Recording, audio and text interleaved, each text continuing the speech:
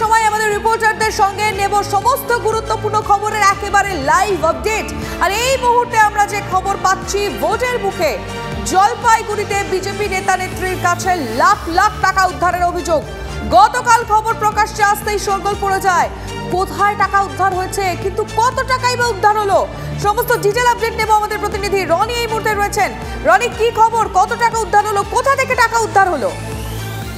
দেখো, যেমনটা জানা যাচ্ছে, মালবাজার মহকুমার কামতি এলাকায় যেখানে নাকা চেকিং চলছিল গত পরশুদিন রাতে, এবং সেই সময় রাকেশ নন্দী সেই রাস্তা দিয়ে ফিরছিলেন মালবাজারের দিকে। সেই সময় গাড়ি তল্লাশিতে তার গাড়ি থেকে টাকা পাওয়া যায় এমনটাই পুলিশের দাবি, এবং দুটি গাড়িতে তল্লাশি করে প্রায় 9.5 লক্ষ টাকা উদ্ধার হয়েছে এমনই পুলিশের তরফে দাবি করা হয়েছে। এবং এই ঘটনায় কিন্তু রীতিমতো রাজনৈতিক চর্চা শুরু হয়েছে। মুখ্যমন্ত্রী গতকাল মালবাজারে চালসাতে তিনি রোড শো করেছেন, এবং ঠিক তার আগের দিন রাতে এইভাবে টাকা উদ্ধারের ঘটনা স্বাভাবিকভাবে চাপে ফেলেছে বিজেপিকে। যদিও বিজেপির দাবি যে ষড়যন্ত্র করে পুলিশ সেই টাকা আটক করেছে। বিজেপির জেলা সভানেত্রী দীপা বণিক তিনি দাবি করেছেন আমাদেরকে ফোনে যে তার ব্যবসায়িক টাকা, সেই টাকা ব্যাংকে জমা দেওয়ার জন্য রাকেশ নন্দীর মারফত তার বিশ্বস্ত লোক সেটা পাঠানো হয়েছিল। যেহেতু সোমবার দিন ব্যাংকে জমা দেওয়ার কথা ছিল, এবং সেই টাকা রাস্তায় আটকাবার পর সেই টাকা কিন্তু বাজেয়াপ্ত করা হয় এবং রাকেশ নন্দীকে আটক করা হয়। তবে পরবর্তীতে ছেড়ে দেওয়া হয়েছে। এরপর দীপা বণিকের বাড়িতেও কিন্তু তল্লাশি চালানো হয় সাদা পোশাকে, এমনটাও কিন্তু অভিযোগ করা হয়েছে দীপা বণিকের তরফে। তবে নির্বাচনের সময় 50,000-এর বেশি টাকা একসঙ্গে নিয়ে যাওয়া যায় না, এটা সকলেই জানে। বুঝতে পারছি বিজেপি কি অভিযোগ করছে রনি, কিন্তু জানতে চাইছি যে এই যে থানা ঘেরাও অভিযান যার প্রতিবাদ করছে বিজেপি, সেটা কখন হয়েছে?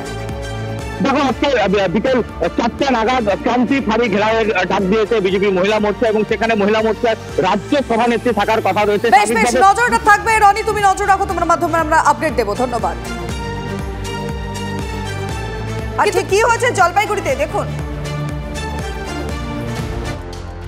নির্বাচনী আচরণবিধি চালু হওয়ায় জায়গায় জায়গায় নাকা চেকিং চালাচ্ছে পুলিশ।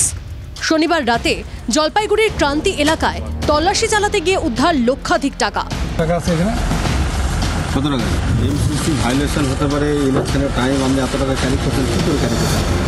জলপাইগুড়ি জেলা পুলিশের দাবি, রাকেশ নন্দীর গাড়িতে তল্লাশি চলে।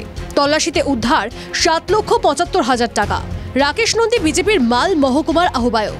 টাকা উদ্ধারে পুলিশের দাবি নিয়ে রাকেশ নন্দীর কোনো প্রতিক্রিয়া পাওয়া যায়নি। তবে পুলিশের আরও দাবি, টাকার পক্ষে কোনো নথি দেখাতে পারেননি বিজেপি নেতা।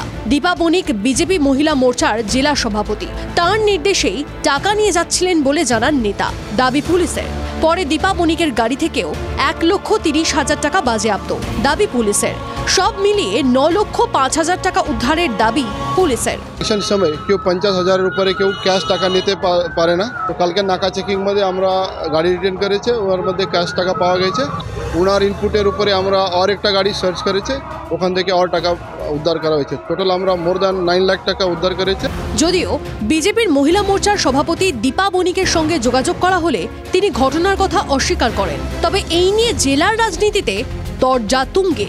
বিজেপি টাকা ছড়িয়ে ইলেকশন করে, টাকা দিয়ে ঘুষ দিয়ে ইলেকশন জেতার চেষ্টা করে, এটা সারা ভারতবর্ষের লোক জানে। নতুন নয়, এটা বিজেপি ডিস্ট্রিবিউশন করছে টাকা, যেহেতু সেন্ট্রাল এজেন্সিগুলো ওদের হাতে আছে, ইলেকশন কমিশনের হাতে আছে, এটা ধরবে না।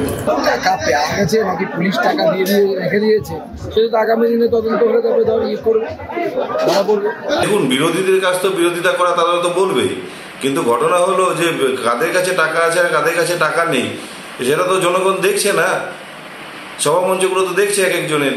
ঘটনা হলো বিগত দিনে এখানে একটা সভা গেছে, হ্যাঁ, সেখানকার কিছু বকেয়াও রয়েছে। বিষয়গুলি না জানা অবধি আমি কোনো মন্তব্য করতে পারছি না। দিন কয়েক আগে হাওড়ায় 2 ব্যক্তির থেকে মেলে 59 লক্ষ টাকা।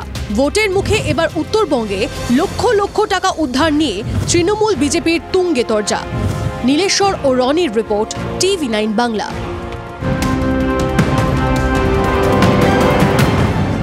এবার একটা গুরুত্বপূর্ণ খবরের আপডেট। ইসরায়েলের উপর ইরানের হামলার নিন্দা G7 দেশগুলির। সব পক্ষকে সংযত থাকার আহ্বান G7 নেতাদের।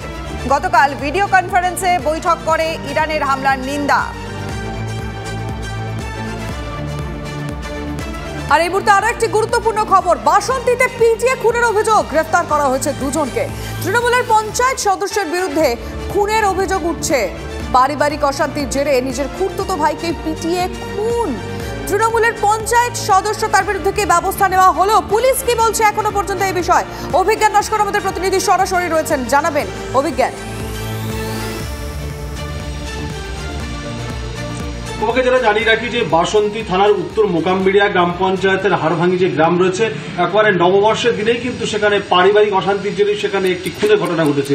স্বপন ঘরামি নামে এক ব্যক্তি, তার বিরুদ্ধে যেটা অভিযোগ যে একটি শিশু কন্যাকে মারধর করেছেন এবং তার মা যখন প্রতিবাদ করতে আসে তার মাকে পর্যন্ত মারধর করে। মদ্যপ অবস্থায় ছিলেন স্বপন ঘরামি এবং এরপরে যেটা অভিযোগ যে আইন নিজে হাতে তুলে নিয়ে একবারে ওই পরিবারের সদস্য বিদেশ ঘরামি, যিনি ওখানকার পঞ্চায়েতের তৃণমূলের সদস্য, এবং তার সঙ্গে আরো বেশ কয়েকজন মিলে তারা কিন্তু লাঠিসোঁটা দিয়ে মারধর করে, যে ঘটনায় তারপরেই কিন্তু মৃত্যু হয়েছে স্বপন ঘরামি। এবং এই ঘটনার পর বাসন্তী থানা বিশাল পুলিশ বাহিনী যায় এবং গিয়ে মৃতদেহটি উদ্ধার করে ময়নাতদন্তের জন্য পাঠিয়েছে। মৃতের পরিবারের পক্ষ থেকে ওই তৃণমূলের পঞ্চায়েত সদস্য বিদেশ ঘরামি সহ বেশ কয়েকজনের নামে কিন্তু তারা বাসন্তী থানায় অভিযোগ দায়ের করেছিল। কিন্তু আমরা যেটা সর্বশেষ তথ্য যেটা পাচ্ছি, এখনো পর্যন্ত ওই পঞ্চায়েত তৃণমূলের যিনি সদস্য রয়েছেন বিদেশ ঘরামি, তাকে কিন্তু গ্রেপ্তার করতে পারেনি। বরঞ্চ ওই পরিবারের আরো দুজন যাদের বিরুদ্ধে মারধরের অভিযোগটা ছিল তাদেরকে কিন্তু পুলিশ গ্রেপ্তার করেছে এবং ধৃতদেরকে আজকের আলিপুর আদালতে তোলা হবে। এবং পুলিশ এটা কারণ অভিজ্ঞান, আপাতত ধন্যবাদ তোমায়। ওনাকে পিঠে মেরে দেওয়া হয়। তারা পিঠে গেছে প্রণব ঘরামি, স্বদেশ ঘরামি, বিদেশ ঘরামি, ওরা জয়দেব ঘরামি। কে বললো?